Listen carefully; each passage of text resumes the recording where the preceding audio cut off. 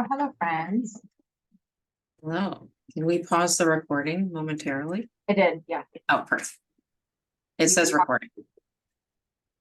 I paused it. Do it in case. Okay. As long as it goes in the cloud.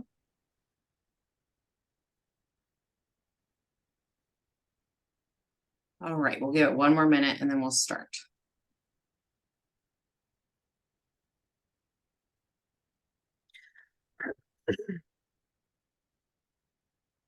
Are you letting people in, Shelby? Nope, Jamie J is. Jamie. Yeah, I'm on it, Nat. You guys just do your training and I'll do the logistics behind the scenes. Okay, I'm gonna leave it alone then because it keeps saying people are. Do you want me to make you not co-host and just give you SharePoint with us so you don't have to see that? No, it's fine. Okay. I just minimized it. Okay, great. All right, I think we're ready to get started. Thanks everybody for joining our December CoC training. Before we get started, Nat and I want to show you our holiday sweaters. We each brought you need to make yourselves, hold on, you're gonna have to spotlight yourselves. Let me spotlight you because these are, you can't miss this. Okay, so Shelby first. Yes, okay. So I have a llama and I also have a Christmas cactus on mine and it says happy llama days. Yes. Okay. Now let me make Nat, we're gonna spotlight Nat. Show your light. Oh, wait, here we go. Oh, here's mine. It lights up. I won't have it on. I know it's very distracting, but hopefully you guys can see. Just wanted to have some holiday fun. Yeah, holiday cheer. Okay. Holiday cheer for you all. So let's get started. I'll turn my lights off now. Thank you, Nat. Welcome to the December CoC training. This is the Case Management 101, hosted by myself, Shelby Ferguson, and Natalie Siva, both from H3. We'll do a little more introductions here in a moment. And I'll be doing my own slides, which I might be regretting, but we'll see. As usual, please try to keep yourself on mute. We've got quite a few people here. I see more people trickling in. If you have a question, you're welcome to use the raise hand function, or you can put it in the chat, or feel free to come off mute and ask away. And then we usually just give a little plug at the beginning of every training. Just make sure you're respecting the trainers and the people who are attending the training. So keeping yourself, muted as much as possible. Make space and take space. So if you're a talker, maybe allow other folks to talk. And if you don't talk as much, feel free to speak up. Same goes for share the mic. Make sure that everyone gets a chance to share or ask questions. And then, of course, as always, acknowledge power and privilege in the room. So about these trainings, the Continuum of Care or CoC trainings, these are monthly for all homeless service providers. They cover a variety of topics: housing first, trauma-informed care, mainstream benefits, case management, to name a few. And they're hosted second Monday of every month from 10 to noon. And they are required for our homeless services providers. So by now, I think you all know if that's you or not, and specifically for case management staff, care coordinator staff, and program managers.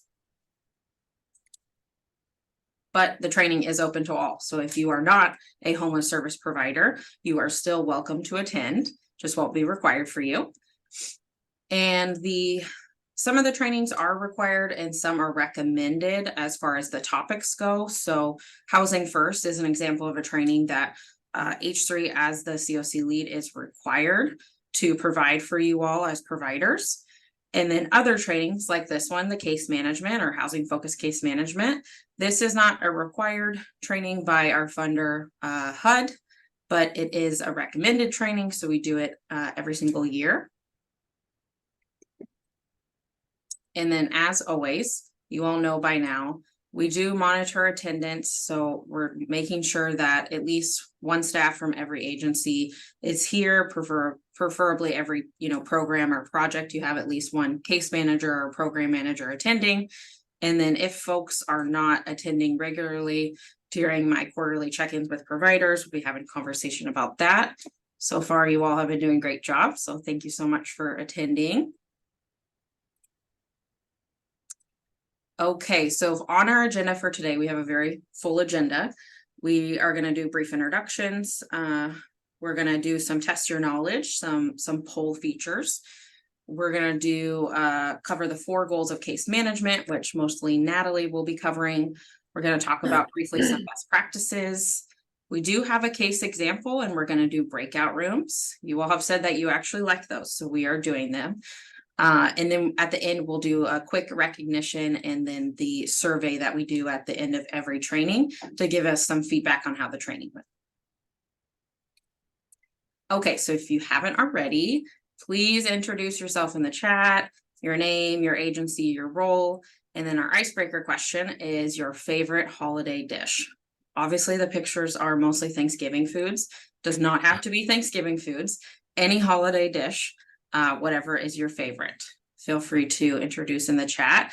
While you all are doing that, Natalie and I wanted to give a little more introduction on who we are and why we specifically would be providing this training.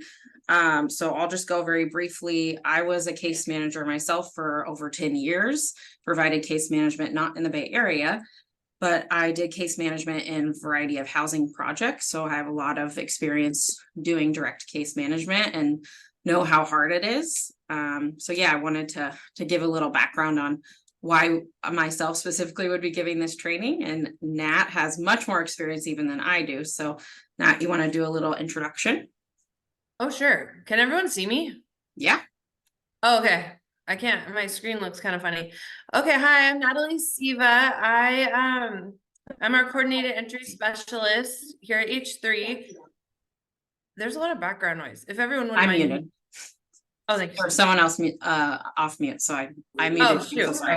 Okay. So I've actually supervised case managers for about 12 years, starting in 2008. So if you're wondering why is Nat doing this training, it's because I have many years of experience specifically supervising case managers and housing specialists. I'm sure people I've supervised in the past are probably in this training. So I'm just here to share some of that knowledge. I've been here at H3 since 2018, I think, and also supervised staff during that time as well. So we are excited to get started. All right, thanks everybody. I can't see the chat, so I don't know what the most popular holiday dish is, but it seems like a lot of people are posting in the chat. I see a lot of notifications. I see gumbo, I see pumpkin things, Ooh, I see tamales, seafood gumbo dressing, yes, oh my peppermint goodness. everything. There's some foodies here. A lot of tamales, a lot of gumbo. Amazing. I love tamales. Nice. Okay. Thanks, Jamie. All right, so first we're going to go into test your knowledge. Jamie, I may need help on launching the polls. I did create them, but I'm not sure if I know how to launch them myself. Okay, let me, hold please. And let me know if I should stop sharing. So I see, okay, we're gonna do, I wonder if it's gonna let me do one at a time. That's what I was nervous about. Is it, maybe you can just launch it, you just answer the first question and then I end it. Or you end it. Hold on one second. Hold please, everyone. Hold please. Let me just see. Burgers. Okay, well, yeah, we'll just try it that way. We're just gonna launch. Okay, is it showing? Because I can't see. It's showing all of the questions. If you all could just answer the first question for now, and then we'll move on to the next questions. What gets in your way of doing case management work? That one. Yes. So let me go to the next slide. So folks who might not have access to the polls, you can see it. So yes, the question is, what gets in the way of you doing your case management work? So could be A, trying to manage your participants' behavioral health needs, B, lack of training or support, C, getting too emotionally involved, or D, all of the above. There's no right or wrong answer here. It's just to see where you all are at and what things you all are experiencing. So looks like majority are saying A, trying to manage your participants' behavioral health needs, with a close second of all of the above. Do you want me to end the poll and show the results? Yeah, let's go ahead and end the poll. So sharing. Yes, well, it's sharing for me, or I can see it at least. I don't know if other folks can. I can see it still. Okay, great. So looks like 57% of folks said trying to manage your participants' behavioral health needs is the thing that is most challenging in your case management work. About 10% said lack of training or support, same with getting too emotionally involved. And then 22% said all of the above. So it does sound like managing your participants' behavioral health needs is the biggest thing that gets in the way of your work. All right. And I hope you like the picture on the slide. Essentially, I'm showing that don't want you all to get stuck and get trapped in, the everyday needs of what your participants are going through, all the things, all the challenges that they might have, and really trying to focus on, how can we help them get connected to housing or other resources that they would benefit from in order to get into housing. Okay, so let's go to the next one. Jamie, do we just relaunch? Okay, so let's go to question 2. I think you may have to scroll if it's not quite at the top. So wanted to find out caseloads. How many people are currently on, or how many households are currently on your caseloads? Is it 1 to 10, 10 to 20, 20 to 30, or 30 plus? And some of you, if you're not in homeless services, you may have a much larger caseload, and that might be totally normal. So there is a right-ish answer for homeless service providers, and we'll talk about that in a moment. Okay, 10 more seconds. And feel free to put in the chat if you're having trouble with the polls. Tell me when you want me to end it, and then I'll share. Go ahead and end it, Jamie.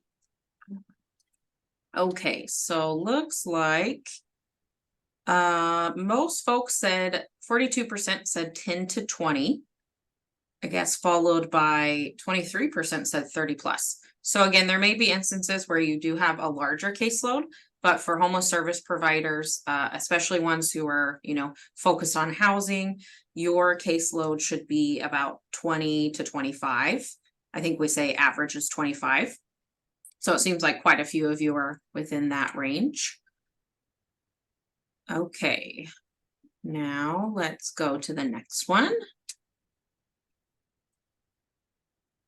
Okay. I hope you like my picture. So question number 3. So we are on question 3. How long are your case management meetings or sessions, or maybe phone calls with your participants on average? Is it A, 10 minutes or less, B, 30 minutes, C, 1 hour, or D, more than an hour? And for this one, I would say there's a right-ish answer. There's definitely circumstances where it would be different, but on average, I think there's a right-ish answer. Okay, we'll give 15 more seconds. Putting my lights on until we're done with this.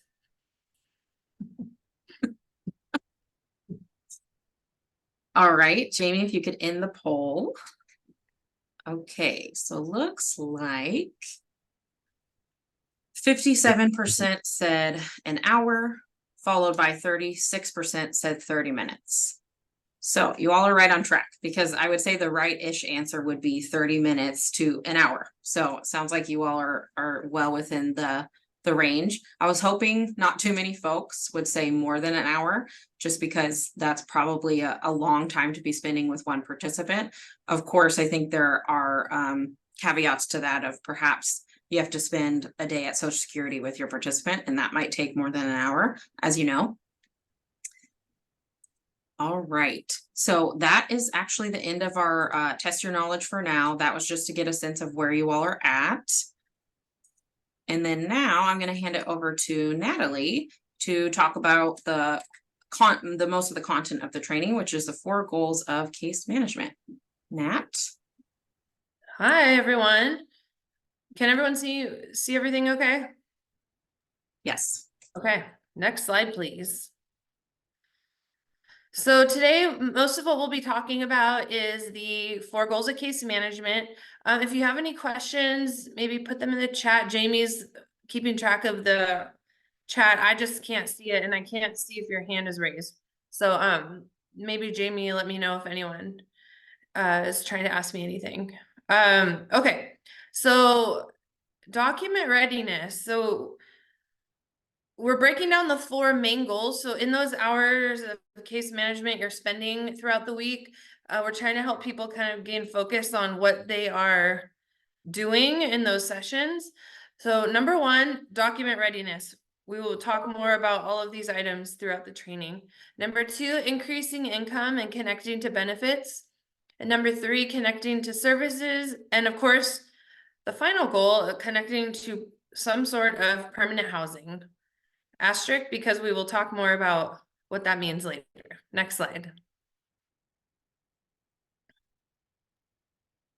Okay, so I'm going to share very quickly before Nat gets into goal 1, document readiness. Part of how you're documenting your document readiness, how many times can I say document, is in the housing stability plan. So last year when we did this training, we did not have the housing stability plan, I think, fully launched. We just did a little demo. This year we have it. I think we launched it over the summer, and I've noticed folks are using it in HMIS.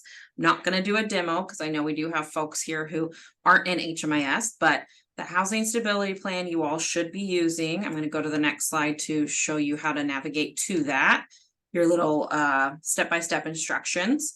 So make sure when you're going into HMIS, you're searching your participant's name, which will then, once you click on it, take to their profile. Up at that, what Tammy calls the global level tabs, you'll move over to the assessment tab. You'll click on that. And then once you're in the assessments tab, you might see a couple different assessments depending on your agency and what you have available to you. But you'll want to be clicking on the one that says stability plan, and you'll click start. And that will take you to that housing stability plan. In the very first section of the housing stability plan is where you can document. Should probably find a different word, if the person has their documents. So if they have an ID, if they have a social security card, on and on and on. So if they have those things, you'll go ahead and toggle them. And then if they don't, you won't do anything, and you'll work on getting those documents. You can save the plan and then you come back to it later. So if you're a case manager at a care center, if you're a case manager at a rapid rehousing program, mostly you folks would be the ones doing the housing stability plans. And it's open to anyone who wants to use it, but probably mostly those staff. And you'll want to be making sure that you're doing it for each participant, and that when they get their documents, or if they are already having it, that you document in the housing stability plan that they have them. I'm going to pass it back over to Nat to talk a little bit more about what we mean by doc readiness. Hi again, everyone. Okay, so, oh, that's a cute little cube. It's like from Scrabble or something. Okay, go on. Okay, document readiness. So what do we mean when we say, what housing documents do you need to assist your participant in attaining? So, oh, is this a test your knowledge? It is. Jamie, are you Yep. able to? Thank you. I'm gonna launch it, and next time we're gonna do it. Sorry. Next time Shelby is going to ask for help. It's all good. Instead of trying to do it myself. Question number Go ahead and 4. click. We're just I'm almost Question 4. positive most people are aware of what documents are needed. But just for fun, please click which housing documents you know how to assist your participant in attaining. And if you don't know, that's okay as well, because that's part of what we are going to be going over today. We'll give it about 10 more seconds. I see folks are answering.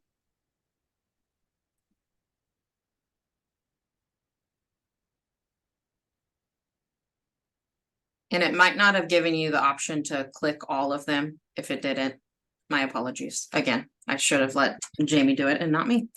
Okay, Jamie, we can end the poll. Okay, so there you go, Nat. Can you see the results? Oh, yes. Okay.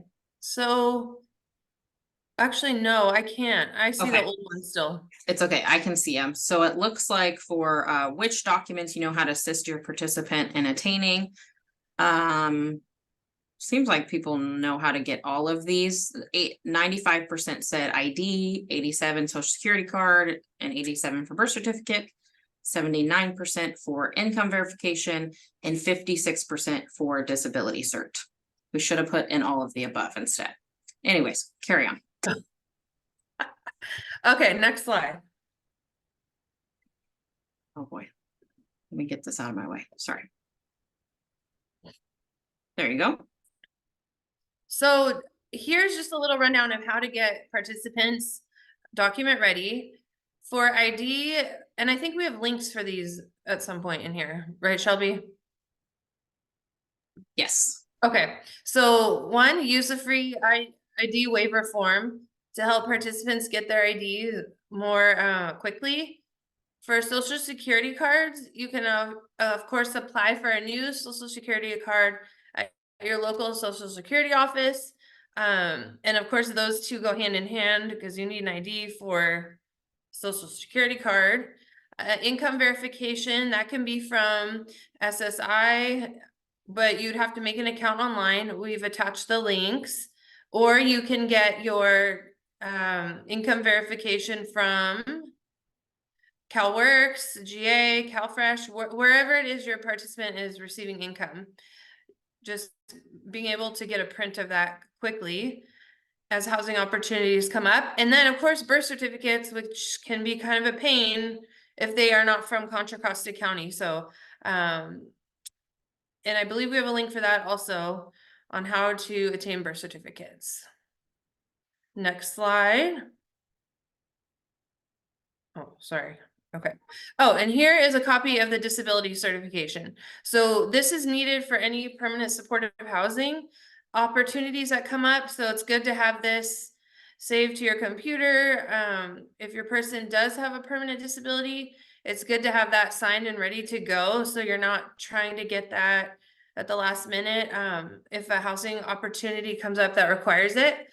So this is the template that we use, and feel free to save this. And we are sending out these slides after, so you'll be able to access these documents. Next slide.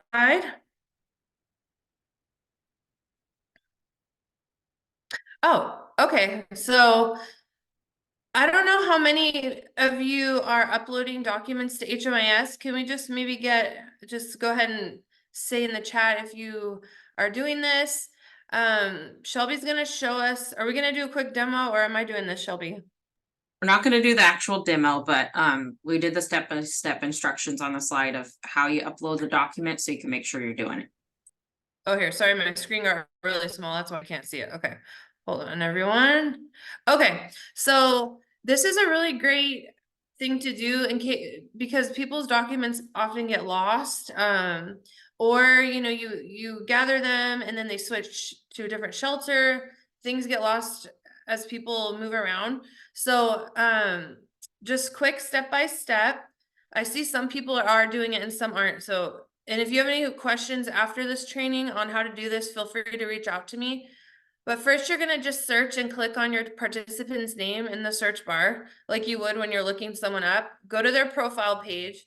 And from there, at the very top where you see files, it's highlighted in yellow here. You click files, and it'll have a little thing to add file. So you click on the little X. Is that an X or a plus? It's a plus.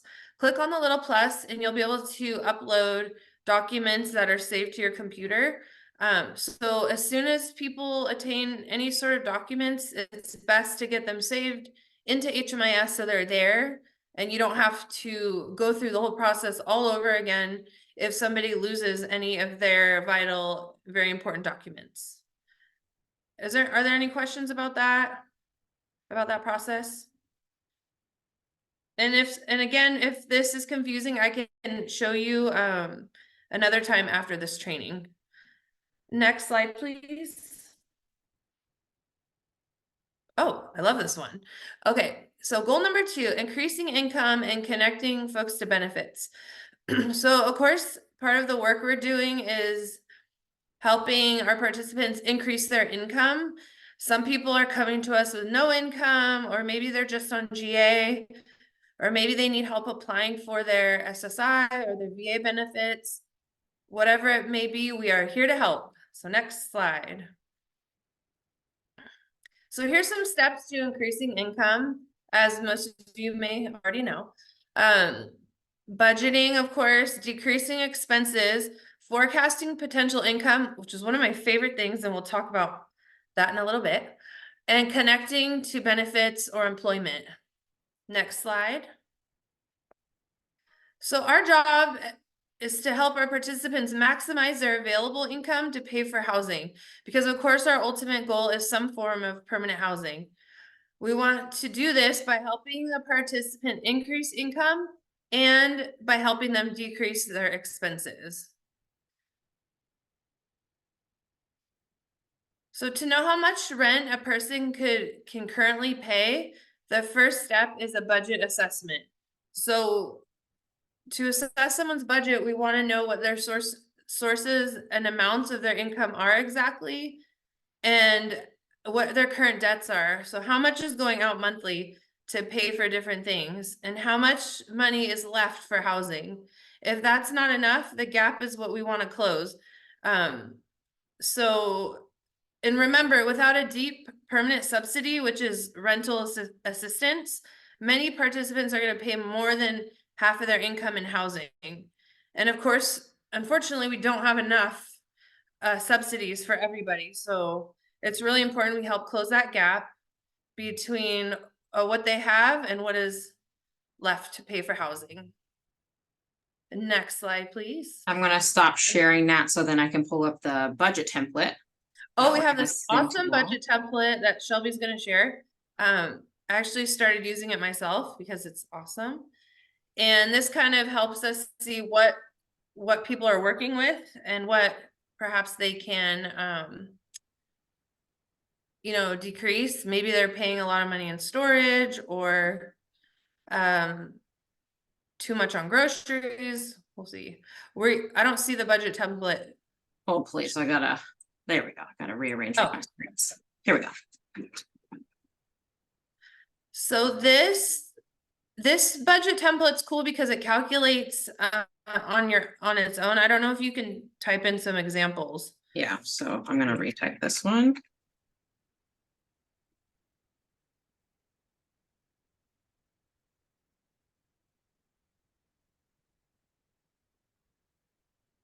Can you see the examples now? Yeah. Okay. So for this one, I typed in, maybe they have $1,000 in earned income right now. So they have a job, maybe part-time, full-time, they're making $1,000 a month. So perhaps that's part-time work. And you're working with them, or maybe an employment specialist is working with them to get full-time work at their job. So then they could be making $2,000 a month. So that's where you can put in the future amount. This one is cool because you can put in their current amounts that they're getting, or how much is going out, and then you can put in future amounts. Yes, Jamie? Somebody's asking, where can case managers get this template? We will send it out after. Great. Yes, this is available to you all, and it's fillable, which is fantastic. And each section has totals. So the income section, you can see right now their total income is 1,000. Their future or their goal income is 2,000 a month. And this is just an example, just made up. Home expenses. So right now they're at the shelter. They don't have any rent, but let's say they're able to get an apartment and that rent is $1,500. So we put in the future that is $1,500. They're going to be making 2,000. Question?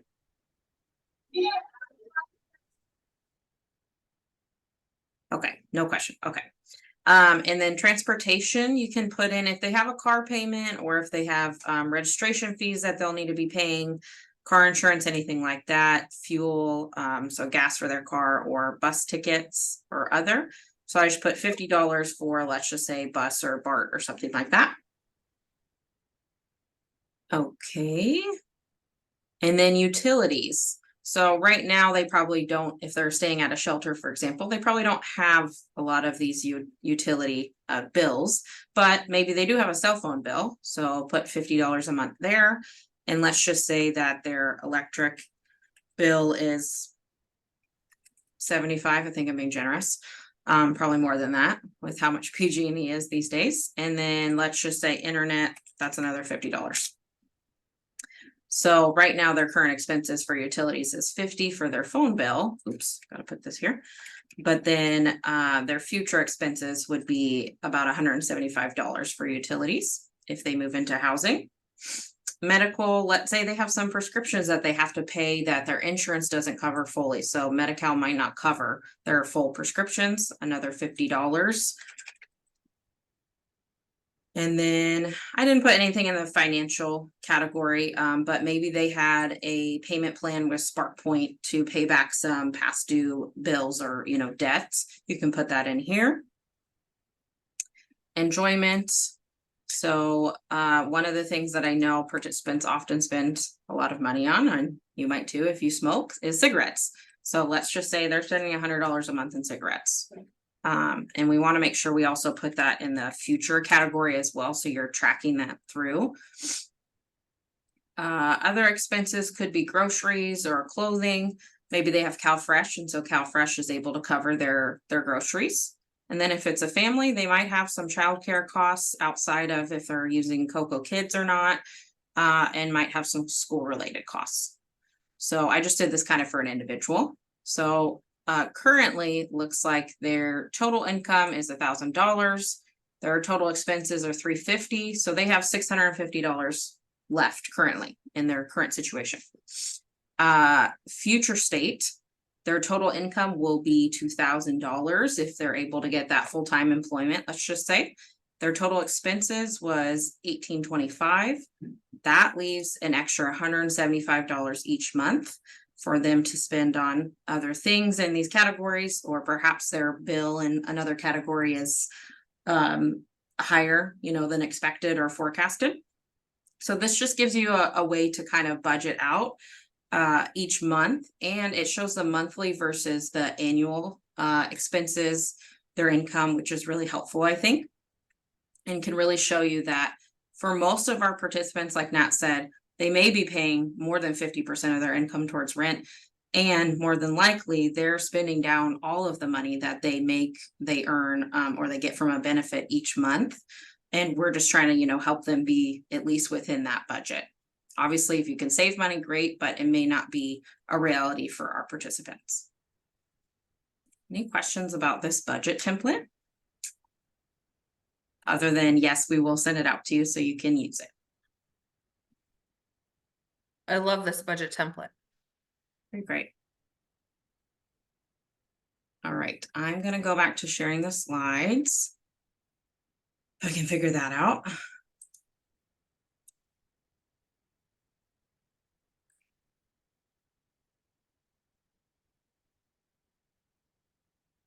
Okay. Nat, back to you. So let me move this over here. Okay, so next we're going to talk about increasing income through employment. So some questions to ask, because we want to make sure we're helping participants find the right job for them. Some questions you can ask during your case management sessions are, what kinds of jobs are they interested in, and what do those jobs pay? What is their projected income, and will that pay for rent? So and is that realistic? And we'll talk a bit more about that in the next few slides.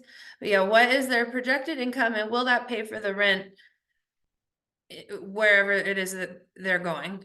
If they are on disability, how many hours can they work? So there are people who are on disability, of course, that can work a certain amount of hours, and then there are people who can't. So just knowing, is that a possibility? Is it not? And finding out what those hours might be. Are there health risks associated with this person working? Do they need childcare to go to work? And do they know how to access CoC Kids or other childcare resources? And what about transportation? Are they looking for work that's close enough to where they are so they're not spending a lot of money on public transportation or gas? And here is a resource connected here for the Contra Costa Workforce Development and for Rubicon. So both of these have employment programs. And again, this will be shared when we send out the slides. Okay, so increasing your income through benefits. As we know, everyone cannot go back to work for whatever reason.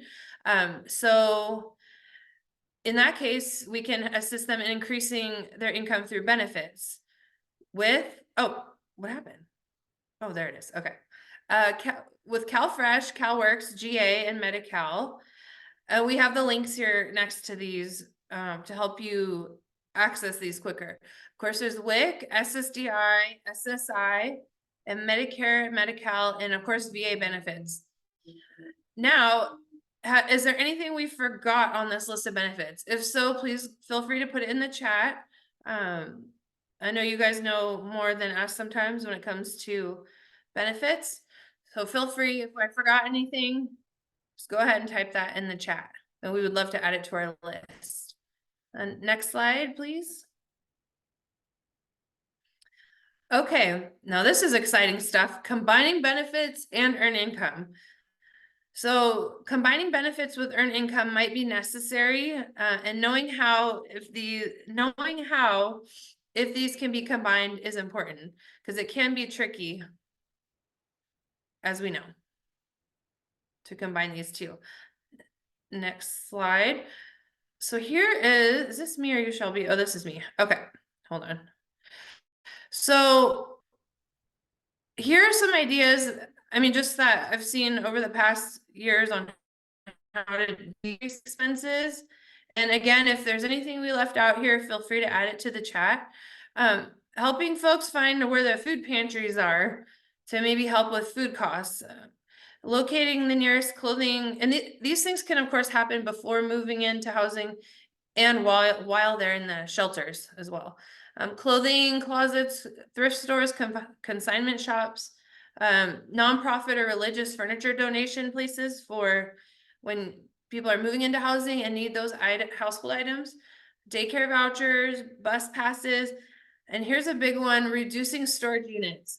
I know I've personally worked with many families or singles that have multiple storage units that add up to a very high cost. So maybe going from 3 storage units to 1, and then eventually to 0 upon moving in. But while people are looking for housing, for those who have multiple storage units, those monthly costs add up quite a bit.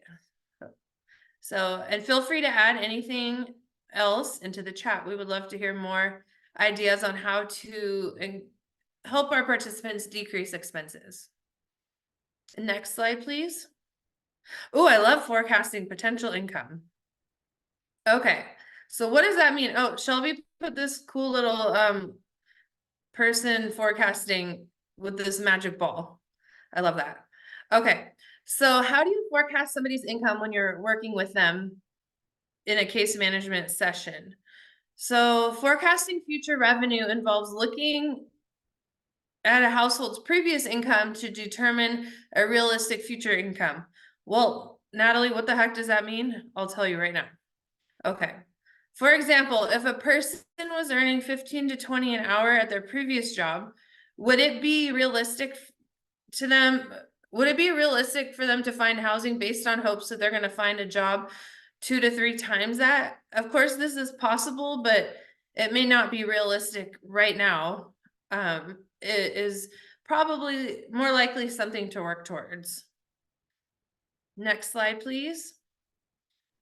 And here we are with another test your knowledge, seeing if everyone's still awake for our very exciting training today.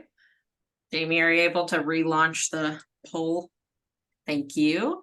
Okay, so we are looking at question blah, blah, blah. I think it's 5. 5. Yes, thank you. So how can you help your participants prepare for housing? A, budgeting, B, increasing income, C, decreasing expenses, D, forecasting potential income, or E, all of the above. Give it about 10 more seconds.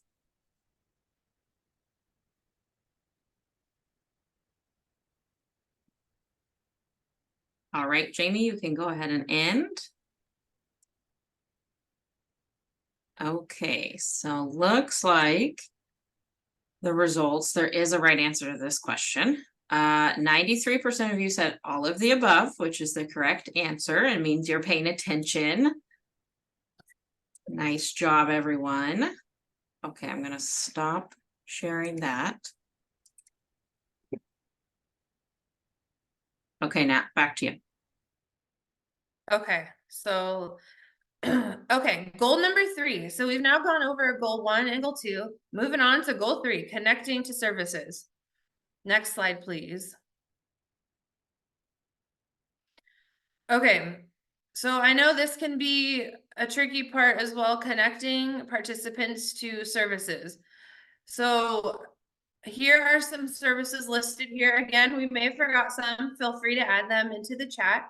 We have behavioral health services, including AOD, alcohol and other drugs. We have mental health, ECM, enhanced care management, CalAIM, healthcare for the homeless, VA healthcare, legal services, transportation, and IHSS. And it's okay if you don't know what some of these things are. Feel free to reach out.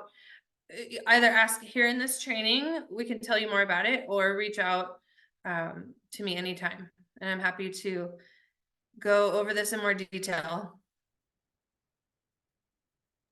Okay, and I think this is me. Oh, go ahead. Yes, Passing it back to Shelby. back to me. So the other services you could be connecting your participants to, specifically the ones that Nat just went over. So mental health. So if you have a participant who's on Medi-Cal, the Contra Costa Health Plan, which I think most of our participants are, minus maybe some Kaiser patients. So if you do have a CCHP participant, you can help them access mental health services by calling that mental health access line, or there's other ways they could do it. If they have a primary care doctor, they could ask their primary care doctor, or you can actually search for a CCHP mental health provider on the website. These are all links. So you can look at those and look at some of the materials for CCHP members. You can also call the CCHP mental health line if you or the participant needs help finding a mental health provider. They give lots of different ways to access mental health services for Contra Costa Health Plan members. So definitely check that out if you haven't already. And if you know other tricks to getting connected to mental health, definitely put in the chat. We'd love to hear your ideas. All right, next, if I can get to the next slide. Oh my God. Okay, so connecting to alcohol and other drugs, or AOD services. So last time we shared, I think these were all kind of connected. It looks like perhaps they've made these slightly separate, but now you can visit online on the AOD website, which is part of the Contra Costa Health Plan or Contra Costa Health Services website, or you can call the Behavioral Health Access line, which is here on the slide. Again, you all will get these materials, but that can help get folks connected to treatment or other services that are provided by the county for alcohol and other drugs or substance use. And then physical health. So again, if you have a Medi-Cal participant and they're on the health plan, they can get connected to our county clinics. I linked the county clinic locations again for Medi-Cal members, and then how to make an appointment. You can do that. Oh my gosh, you can do that online, make an appointment. So we try to do a lot of these like online links, because you could do that with your participant. So if you have a laptop, you have a desktop, you can do it with your participant right there to help them make an appointment.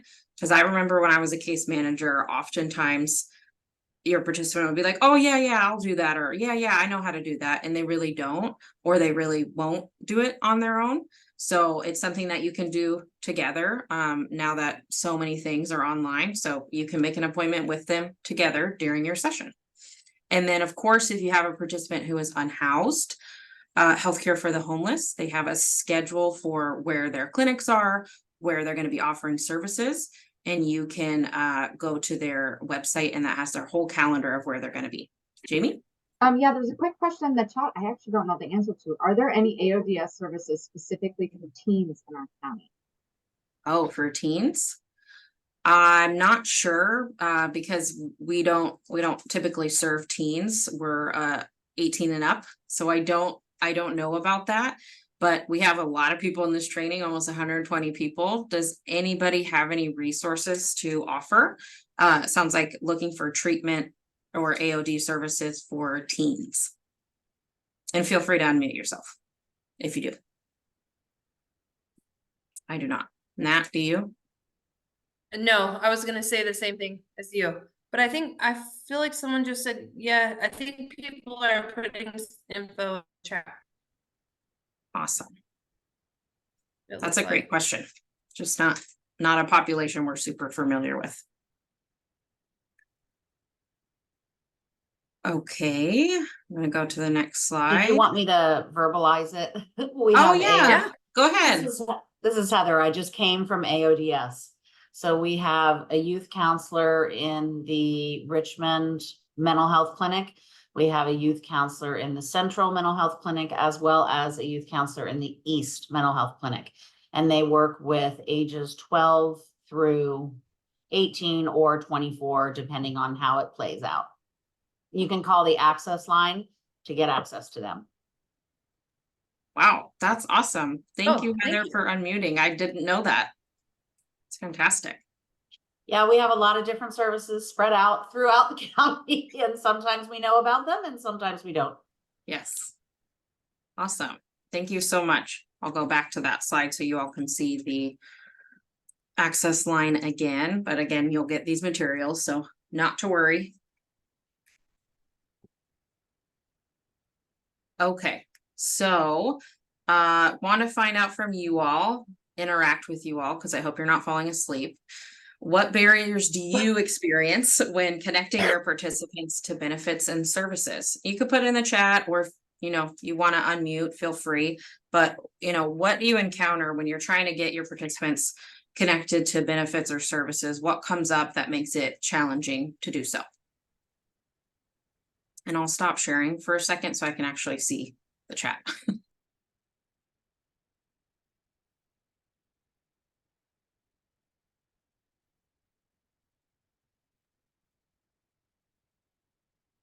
Transportation. Oh, that's a good one. Ooh, employment services for Oh. felons. Immigration status. Limited availability for shelters, yes. Can't get a hold of social workers. Voicemails, lack of live communication, impacted programs. Oh, a live person for EDD. Yes, yes. Mm. This one is in big letters. The length of time before they can be seen. Yes. These are really good ones. Being able to connect to the right person at an agency, getting disconnected from a call after being on hold. Oh, that's the worst. Workers not keeping scheduled appointments. Ooh, that's a good one to add to the case management list. Keeping our scheduled case management appointments.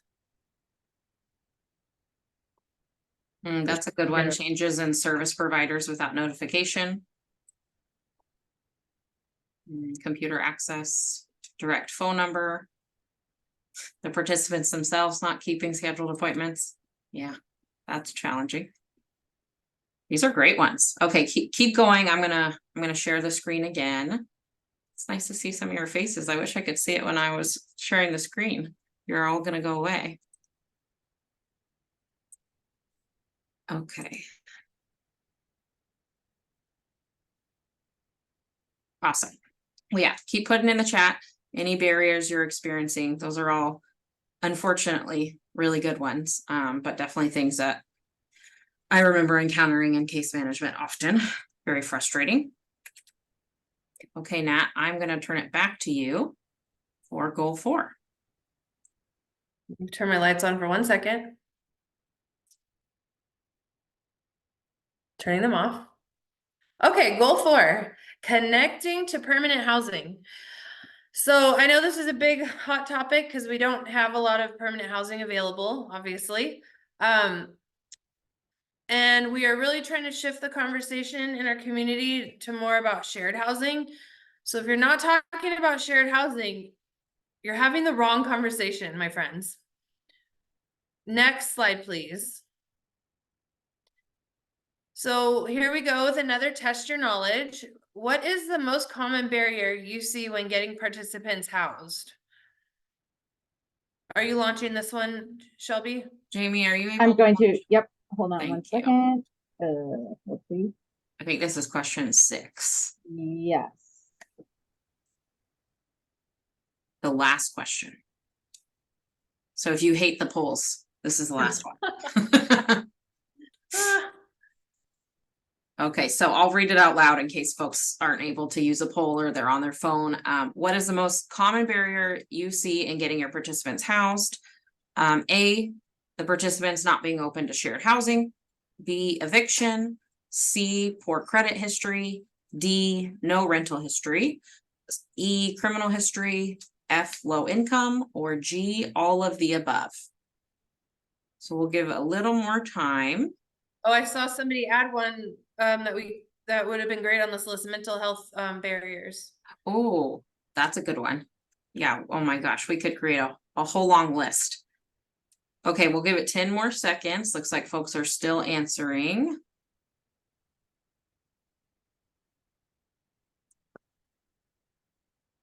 AOD problems. Okay, Jamie, you can end the poll. Actually, I can do it. Thank you. Okay, so looks like the results are the most common barrier to getting participants housed are all of the above. So 72% said all of the above, followed by 13% said low income. Makes sense. And then, interestingly enough, to Natalie's point, 11% said not being open to shared housing. So Nat, I'm going to let you talk more about that. Oh, yes. Okay.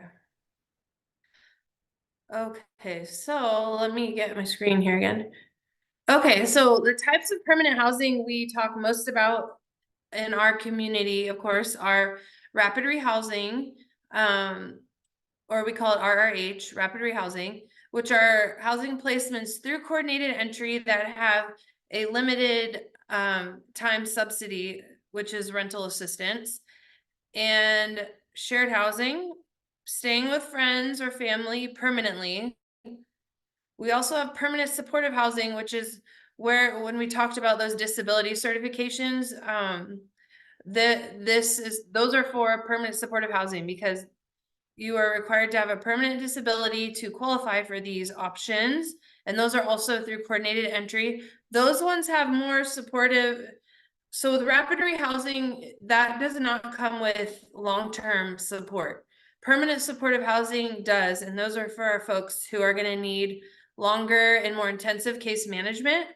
And then there's affordable housing, which we have very little of. And of course, vouchers, which we definitely don't have enough of. We just finished with EHV, and we did mainstream prior to that. And we kind of get vouchers randomly and we can't really count on them. But those, of course, are the golden ticket. Those are the main things we're talking about in our meetings and our housing placement meetings that you may be a part of. Next slide, please. Nat, do you want to touch a little bit more on the shared housing piece and Oh what yeah, I it thought looked I had like? another slide about that, Oh, but okay, maybe you do. maybe I don't. Okay, so I don't think I do. I'll Oh stay. my God. Oh my, what the? Sorry, everyone. Okay. Okay. So shared housing is a hard topic because obviously we're adults and none of us are crazy about shared housing, but realistically, especially staying in the Bay Area, for our participants who are on set incomes, getting their own place at this time may not be possible, which is why Shelby put this cute little rock stepping stone thing, because shared housing is often and only is a stepping stone to getting to your own place. But what I notice a lot as we go through these housing placement lists are many participants are not open to or willing to do shared housing, which of course leads to much longer shelter stays because there is no other option. So over the next, several months, we're really hoping to shift that conversation and hoping case managers educate their participants more on shared housing. And it doesn't mean sharing a room, it means sharing an apartment. And with rapid rehousing, we can do, and correct me if I'm wrong on this, Shelby, we can do leases that are split for the individual participants. So say somebody's going into a 2-bedroom apartment and they're sharing, usually we're able to get, I see Mary says yes. Okay, so I'm not wrong, because I would feel really dumb if that was wrong. Okay, so I think that's a question that comes up often. Can each participant get their own lease? Yes, with rapid rehousing, they can. They don't have to live together forever, or putting families together, you know, parents helping each other out, coming together. So it's just really what is the most realistic thing, unless you're making $4,000 a month, is what we kind of calculated it to be. So if your participant's not making that much, which I don't know of anyone who is, shared housing should be at the top of the conversation list and not the bottom. Does anyone have anything to add to that? Or Shelby, anything you want to add? Does that make sense? Makes sense to me. Okay. And I know this is a tough conversation because we're asking, oh, I see someone saying something. We have to be strategic about, sorry, I'm trying to get back to the chat. I see some comments here. We have to be strategic when talking about shared housing. All they see is a living room with someone, but not, yes, I agree totally. Clients can spend 95% income on shared rooms. It makes it difficult to get out of that situation. This type of housing can be substandard. That's true. And most refuse, I'm reading from the chat, shared because they might not be compatible. True. So, and we can't force people into it either. So it may just not be possibility for people, but also we can't pay for rapid rehousing in a place that people can't afford once we step away from that assistance. So it's just a tricky situation we're in living in California because the cost of living is so high, even for studio apartments. So just something to think about. Hey, come on, you got one of the cards? Look, Not sure what's happening there. I muted you, sorry. Okay. Okay, go ahead, Matt. I don't know if that was a question. Okay. So, oh, a note on a coordinated entry prioritization. And Jamie, if you could tell me if there's anything in the chat I should add, because I can't keep up with it. All right, so for those of you who are wondering how we're getting to these housing options for our participants, we are currently using the VI SPDAT, which you all know and love, I'm sure, just kidding, as the coordinated entry housing needs assessment. And we are prioritizing people by their score on the VI SPDAT and their length of time homeless. Quick side note, we don't tell people about that they're being prioritized by a score because that is not helpful to share that with the participants. This is for our internal information, just so everyone understands how we're prioritizing folks on our list that contains hundreds of people experiencing homelessness. Hey, Nat, Yeah. I want a question. There's a question in the chat that I think going back to the shared housing, especially if there's maybe like RRH and there's split leases, the question was, does the case manager set up guidelines for both tenants? I think in a shared housing situation. And I'm guessing the answer is like, it depends on if they're both in program or not. You mean guidelines? Sorry, you were a little echoey, Jamie. Oh, sorry. So the question was, does the case manager set up guidelines for both tenants? Well, it depends because both tenants don't necessarily have to be in the same program. So say one person is at Delta Landing and they know somebody else who might be able to be housed with them. Doesn't necessarily have to be people in the same program. But I think for the case manager, they would be setting up just expectations as they would for any other housing opportunity that people are leaving for, being that permanent supportive housing, shared, rapid rehousing. you know, just kind of getting them ready for being a tenant, if that makes sense. Just as it would be in any scenario of going into permanent housing. But shared could be tricky because it might not be two people that are in the same program at that time. And in that case manager is only going to be responsible for the person that they placed in housing. Does that make sense? Yes. Oh, I see someone saying we need a new housing tool. Yes, we do, and we are as a community working on that. Is that you, Erin? Hi, Erin. Yeah, we are working on that because everyone across the country actually is in the same situation, and we are definitely working towards a better assessment, but this is what we have to work with right now. And I think my next slide is showing the HMIS. Oh, yep, okay. So Nat, this is Yeah. Erin. Hi, Hey, Erin. Hi, real quick. So that is probably one of my case managers that I forwarded the invite to. Oh, It's no Valerie. worries. Oh, hi, Val. Oh, no worries. Hi, Val. Okay, and I Okay, can't there see you go. everything in the chat, so Jamie will let me know if there's anything. Just feel free to interrupt me. I just want to go over this part because, sorry, Erin, did you have anything else to add? No, ma'am. Okay, good to hear your voice. Okay, so this comes up a lot where people ask me, why isn't my person coming up at our placement meetings? So this is super important because again, we have to work with the VI since this is what we have right now. All right, so step one, of course, is you're conducting a VI SPDAT, a housing needs assessment with your participant. Step two is adding that person to the community queue in HMIS. So Shelby has this graphic right here because this is where often people forget to push this button that says refer directly to community queue. And I know this doesn't apply to everyone in this training, but for those using, for those conducting the VI SPDAT, if you don't do the VI and you want to make sure your person is there, it will say under their profile picture. So if you don't push refer to community queue, that person's like in nowhere land. They won't come up on our housing list. If you just want to take a double check, and I always tell people go through their caseload and look at every single person. And if you don't see that they are on the housing queue,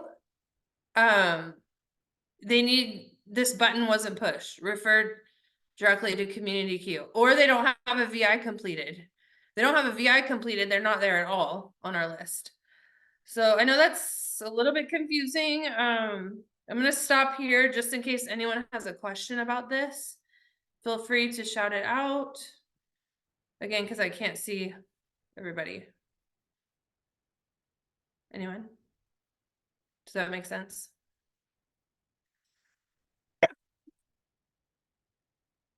Okay. So just to make sure you're going through the people you're working with and making sure they are actually on the queue. Because if they're not coming up for housing opportunities. Excuse me. Oh, we have another test your knowledge. Oh, how cute. This little pig Shelby put here is all tangled up. I think he's doing too much. He's doing too much. He's just doing too much, which is what we're trying to help with today. So we are going to launch another test your knowledge. I thought, Just kidding, we're not.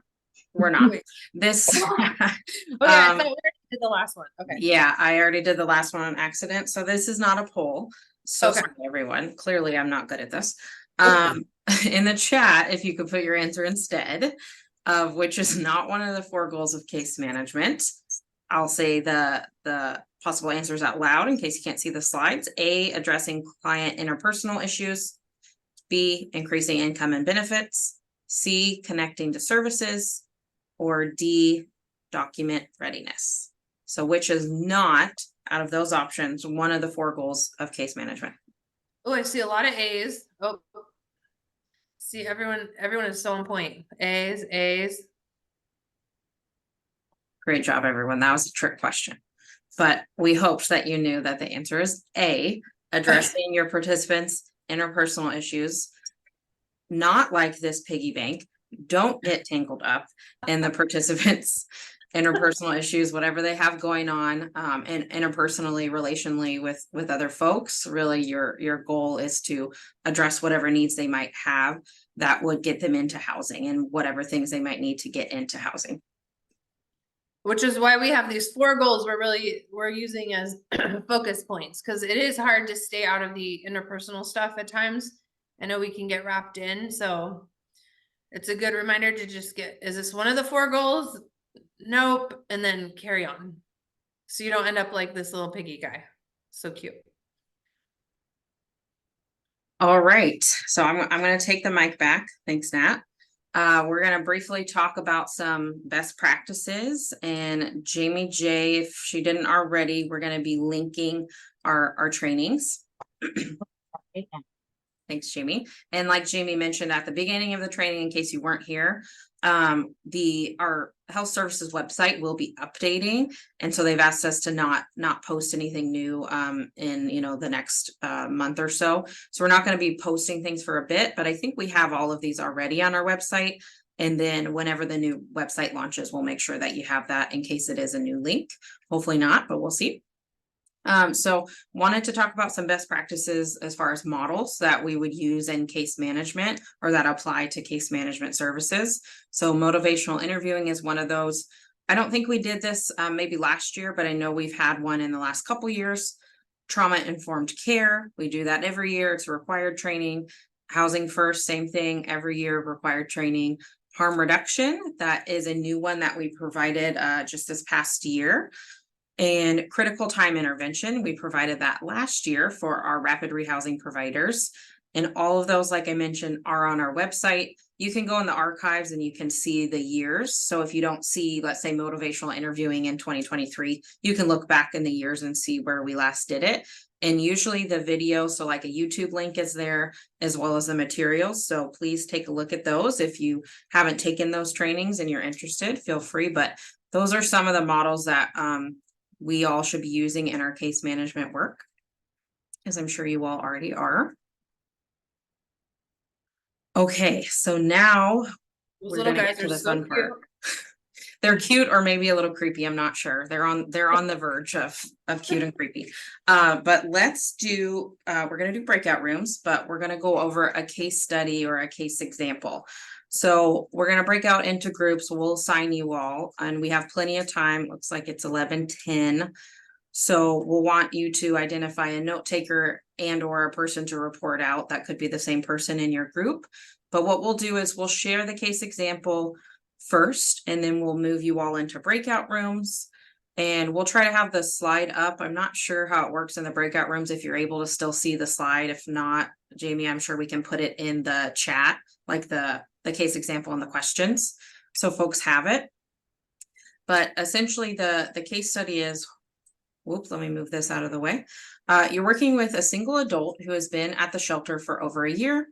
They are on fixed income and they're not able to increase their income, and they have a disability. Their name comes up on the coordinated entry list for rapid rehousing. And they said they are not interested in shared housing, and their income is really one that would really allow for shared housing, and that's about it. The same person also came up for a shared permanent supportive housing unit where they would have their own room in a shared apartment, and they have declined that option as well. And this is a real life case example. So we wanted to give you one that actually has happened in practice. And from this case study, some of the questions we would like you to answer is, 1, where do we go from here? 2, how would you have a conversation with this person about their housing options? And really bleeds into number 3, how could you educate that person on kind of the reality of the housing market in the Bay Area, the reality of their housing options, and really what shared housing means? So I'm going to stop sharing. Jamie J, if you can help me with the breakout Yeah. rooms. How many do you want? How many does it allow? We have 110 people. Yeah, so We want to keep the groups relatively small, so like less than 15 people per group. Okay, you want me to do 10 breakouts? If you could do 10, that would Okay. be great. And I'm not gonna include co-hosts, and it's just gonna automatically sort people, and then Shelby, Yeah. if you grab let me do that, and then once you grab the content that you want, we can send it as a broadcast message to everybody, because I don't know Oh, how that thank you. works. You know what I mean? So when Yeah. you see your room option, say join for everybody. When you get an option, say join, and it'll put you in a room. And if it doesn't, Okay. and I'll just hang out here. I'm gonna pause recording. Working with clients, a lot of unhoused individuals do already have experience in shared housing, and it may have been a traumatic experience where they faced violence, death, drug use, whatever it was, because unfortunately there's a lot of shared housing opportunities out there that may not be on the up and up, and then tons that are absolutely wonderful. And that's part of the job of the case manager, is to determine which opportunity is going to be the safest. Ultimately, we all just want to feel safe and comfortable. So how can we work with our clients to increase that sense of safety? So using trauma-informed care, using motivational interviewing, how can we assist our client in feeling safe, like with an opportunity? So some of the suggestions we talked about in the group, as well as things we've all done with our own clients, were taking them on a tour, maybe of a facility, like just humor me, come with me, let's go look, let's see what it's like, getting in there, looking at the neighborhood, looking at the house, talking to the residents who already live there, talking to the house manager, if this is like a room and board kind of situation. And it's to increase that sense of safety, even like, ooh, like there's a Target right around the corner, there's a McDonald's you can walk to, and like hyping it up for someone, because and and finding the right opportunity too, because of the income constraints. So many of these options, you might be paying 80-90% of your money for a shared housing opportunity. And there's going to be a lot of people who say, oh, I've done that, I don't like that, I don't feel safe, I'd rather just stay in the shelter on the street because I can protect myself better and I can keep my own money. So it's really just meeting our clients where they're at, and like, I get it, let's find this opportunity for you, because the job of case managers, it's not just for our clients to exist, it's for them to thrive. So really, like, we just kind of melded all those questions together of how is it that we can increase the sense of safety for our client, to be able to accept an opportunity that is going to work for them. Thank you so much, Pamela. That was basically what our group talked about as well. Everything you just said. So, because Rodney, I was just gonna share in closing, some of your points, because it's basically what everyone else has been saying. But just to add, Rodney English from our group was saying sometimes people have like specific reasons they don't want to go to that place. Maybe it's an old neighborhood they don't want to go back to, or they don't know where they're going to park their car. And there's all these little things that just may not, it may not actually be about the shared housing per se, but about different aspects of it. And the other woman in our group, Leticia, was talking about, sometimes people change their mind after we motivate them to look at these options, and like Pamela was saying, showing the units that are available, or getting people excited about these options that are, a way out of shelter. But one thing one person said in our group was, well, you're only sharing with one person instead of the 45 people in the shelter. So, I mean, that's enough but I mean, then people get comfortable too. So there's a lot going into it. I really appreciate you all sharing from your breakout groups, and hopefully this was helpful when you're having these conversations. And one more thing to add is that I really liked that a few people said, is showing people from the internet what the rental costs are. Sometimes that helps really just seeing how much it costs to rent your own place right now. While housing costs are so high compared to how much income people are earning. So, anyway, I think I'm back to you, Shelby. Are we back to you? Yeah, thanks, Nat. The only other thing I wanted to share from my group, Nat, it's so funny you said that someone else, Marie, said in our group that exact scenario, like you're sharing right now with like 45 other people and you don't have your own room, you don't even have a door, and putting that into perspective is interesting. Yes. Brittany shared a great example of if you have lived experience, there are times where it might be appropriate to share that. And one of the examples that Brittany gave, Brittany, if you don't mind me sharing, of personal experience of like, hey, I've been in this scenario and I started in the SLE and now I'm able to buy my own house 7 years later. Like that's actually a really good time to give your lived experience of this is where I started and now I'm at this place in my life. So they can really see like, oh, you're actually a person who's been in this scenario and you've been able to move up and move past those different stepping stones. I think that's a really good time to use that personal lived experience. Someone said in the chat, it's only temporary was a phrase that helped them. It's only temporary.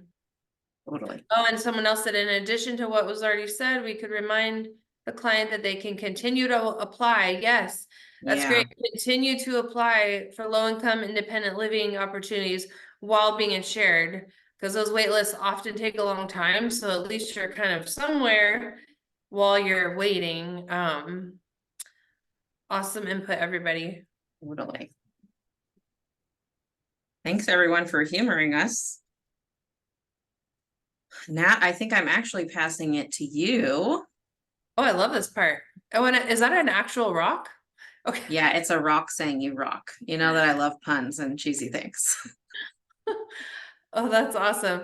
Okay, well, now everyone, as we close, I hope everyone enjoyed our annual case management training hosted by Shelby and I. What I would like everyone to do now is take time to just recognize your fellow case managers in the chat, because obviously this is really hard work everybody's doing, and all of you answered all the questions right from our little polls. So that tells me everyone's doing a lot of great work. So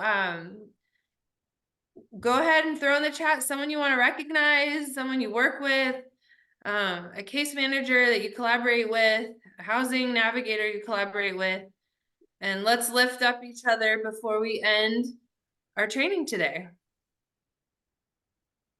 Oh, I see a lot. I'm gonna start reading some of them because they're so wonderful. Thank you, everyone. Thank you for this. Oh, you're welcome. I'm glad you guys liked it. Ricky, Lynn, Harris, and Kai Powell from Hope Solutions. Hi, Kai. Oh my goodness. I'm so happy to see you. Kai, you are an awesome case manager. All of you are amazing. Please don't give up. I admire your tenacity. That's from Paulette to everyone. Summer, well, it's going so fast, they can't keep up. You, Joan, Almedia, and Tristan Fleming. Shout out to sorry if I'm saying your name wrong. Neme, Ebony, and Rodney. I hope I didn't say your name wrong. And all the other case managers for all their hard work. Did I say that name wrong? Someone say, correct me, please. Cynthia, Garrett. Cynthia's the best. I appreciate you too, Cynthia. Angela Moore, Team Hope Solutions. Awesome. Everybody, thank you all for being blessings to others. Keep them going, everyone. Everybody at all the case managers at Brookside. Yes, I second that. Clarence Nash would like to give a real big shout out to all the case managers located at Delta and OV locations. Keep up the great work. The whole Tay Rapid Rehousing team. Yes, they don't get enough shout outs. Like, yes, that is a great one. To our transitional age youth rapid rehousing team. Tamika Moss, welcome to a great team. The reentry team, case managers, and Hope Solutions. Hope Solutions rocks. Hope Solutions, you guys are getting a lot of shout outs. It's because you're awesome. All the shelter case managers. Hold on, I'm putting in one myself. I wanna shout out the Delta Landing case management staff. I work with them a lot. And they all do a really awesome job and they are really easy to work with. To our non-homeless service providers who help us support our clients with non-housing related needs. Yes, thank you, Jamie. Cynthia, Naoki, Letitia, and all case managers at Hope Solutions and everyone attending this training. All case managers are changing lives from Brittany. Kai, you rock. Yes, you do, Kai. You're the best. I love Laverne. Core team along with Hope Solutions. Core, we give it up for our core teams because seriously, amazing. The entire PHP team at Hope Solutions.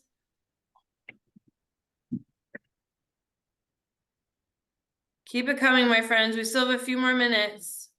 Misty at Core. Marjorie Ellison, love your spirit. Cal AIM is the stuff. Yes, Cal AIM team. And I like that all the teams that are outside of our homeless providers, like Jamie said, because I feel like they don't get a shout out enough. Special shout out to people with lived experience of homelessness who are bringing their wisdom to clients. Yes, I love that. So many great things coming through here. So many great things. Okay, Shelby, I could We read have this. just a couple more things, but keep them going. Okay, before I'll read a couple more as we end, but before you hop off, please take a quick survey so you can let Shelby and I know if this training is great or not so great. Just let us know your feedback. We hope you enjoyed it. I see a couple more shout outs. Oh, thank you, Sarah. Shelby and Nat, you rock. Thanks, Sarah. Thank you, Sarah. Shout out to H3 Cal AIM team. Happy holidays. Lisa Thomas is where it all starts. Amen.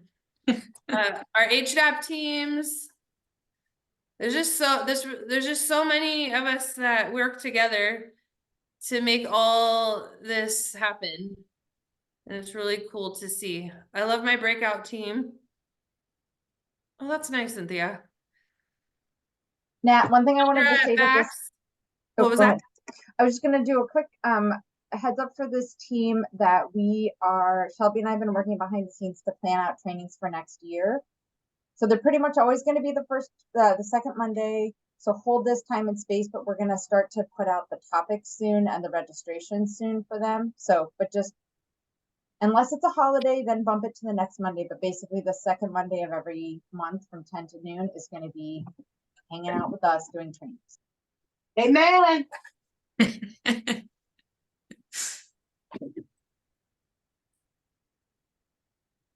Well, it's nice What a to good end shout with all out. this love for all these shout outs. So let's continue lifting each other up as we get through these next few months of the holidays. So great.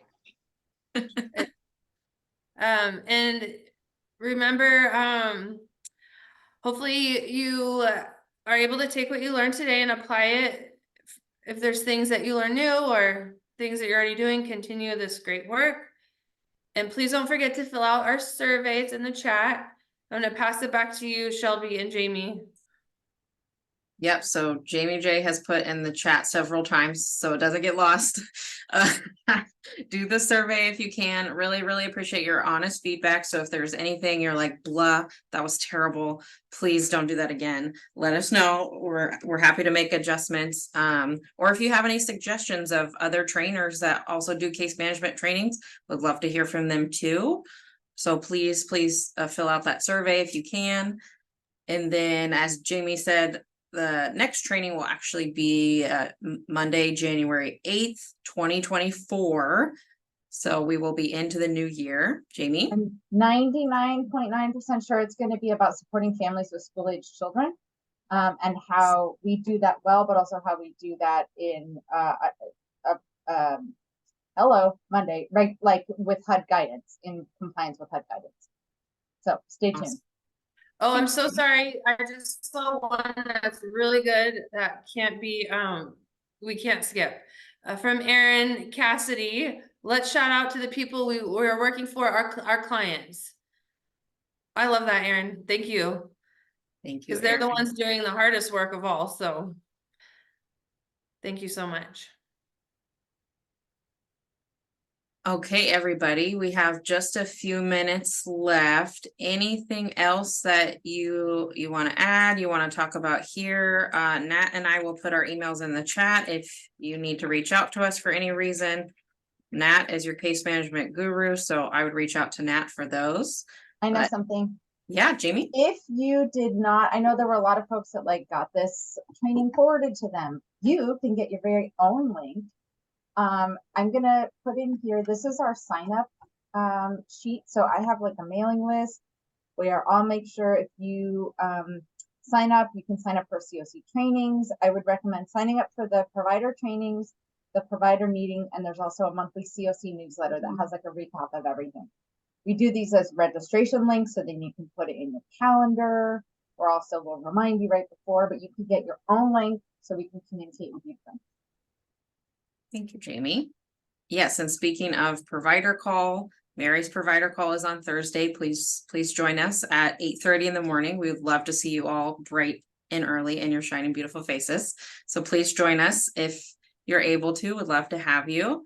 But I think that's all we have for today. Thanks everybody for joining. I'm going to stop recording.